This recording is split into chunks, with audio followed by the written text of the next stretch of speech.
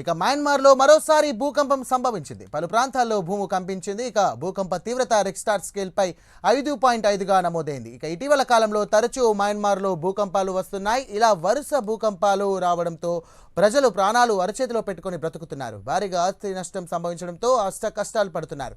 ఇప్పటికీ ఇక్కడ భవనాల శిథిలాలు కనిపిస్తున్నాయి. వాటి నుంచి కోలుకోకముందే మరోసారి భూకంపం సంభవించింది. దీంతో స్థానికులు భయాందోళనకు గురవుతున్నారు.